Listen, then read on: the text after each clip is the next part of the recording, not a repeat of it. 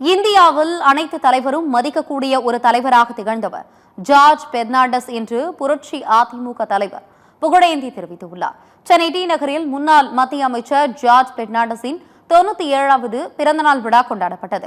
இதில் கலந்து கொண்ட பின் செய்தியாளர்களை சந்தித்த புகழேந்தி, ஜார்ஜ் பெர்னாண்டஸ் கர்நாடகாவில் பிறந்து மும்பையில் கொடிகட்டி பறந்தவர் என்றும், தொழிலாளர் பாதுகாப்பு குறித்து 10 லட்சம் பேரை ஒன்றிணைத்து மாபெரும் தொழிலாளர் போராட்டத்தை முன்னிறுத்தி உலகத்தில் கவனத்தை ஈர்த்தார் எனவும் குறிப்பிட்டார். அவருக்கு எதிரான கைது நடவடிக்கையின் போது பல்வேறு நாடுகளை சேர்ந்த தலைவர்கள் கண்டனம் தெரிவித்ததாகும். அவரது வாழ்க்கை வரலாற்றை திரைப்படமாக இயக்க இருப்பதாகவும் புகழேந்தி கூறினார்.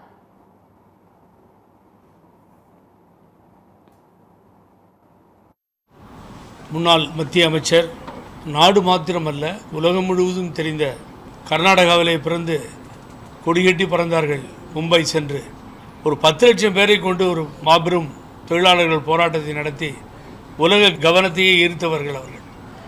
அவரை ஒருமுறை ஏதாவது செய்துவிட வேண்டும் என்றெல்லாம் முயற்சித்தார்கள். ஆனால் உலக அரங்கிலிருந்து அவருக்கு தொழிலாளர்கள் தலைவர்களும் உலக அரங்கில் இருக்கின்ற பல நாடு அரசுகளும் குரல் கொடுத்தது.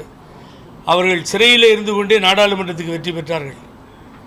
ஆகவே ஒரு முறை 2 முறை அல்ல, பல முறை வெற்றி பெற்றிருக்கிறார்கள்.